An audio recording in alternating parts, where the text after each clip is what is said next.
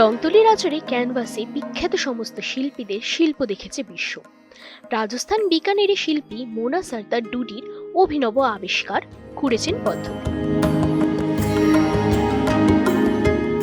রেজার blade দিয়ে আঁকা ছবি প্রচলিত অর্থে নয়া হলেও আধুনিক শিল্পের এক অভিনব রূপ বলা যেতে পারে।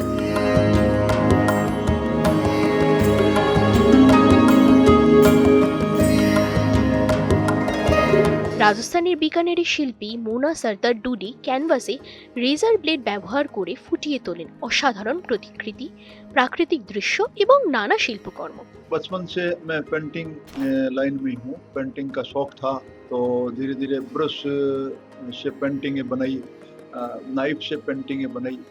तो मुझे ऐसा महसूस हुआ कि ये विधा तो हर कोई कर रहा है, तो उसको कुछ नया कुछ करने का मन में आया विचार।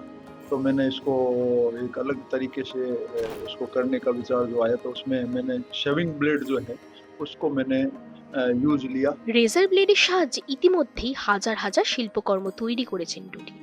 এর মধ্যে রয়েছে রাধাকৃষ্ণের ৫,০০০-এরও বেশি ছবি, পাশাপাশি প্রতিকৃতি, প্রাকৃতিক দৃশ্য এবং সাধারণ মানুষের জীবনযাপনের নানা মুহূর্ত।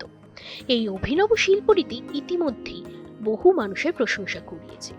প্রতিদিন সন্ধ্যায় তরুণ শিল্পীদের একটি দল ডুডি স্টুডিওতে আসে তার কাছ থেকে এই ব্যতিক্রমী কৌশল শেখার জন্য।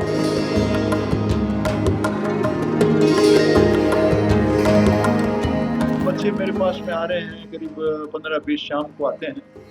तो उसमें मैंने कुछ जो स्क्रैच आर्ट है, ये जो कुरेचन पद्धति बोलता हूँ मैं, तो ये कहीं नहीं कर रहे हैं अभी।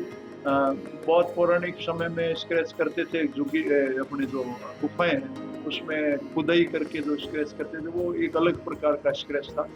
लेकिन इसको मैंने अलग रूप में लिया है, कैनवास पे भी ले आया हूँ मैं, और कैनवास को मैं चिकना करता हूँ फेविकॉल लगा के या और बटर पेपर लगा के। कुरेचन कला आर्ट देखा तो मेरे को लगा कि मुझे भी ये सीखना चाहिए, क्योंकि ऐसी आर्ट अपने आप में एक अलग आर्ट है जो शायद बीकानेर में या राजस्थान में कहीं भी नहीं है।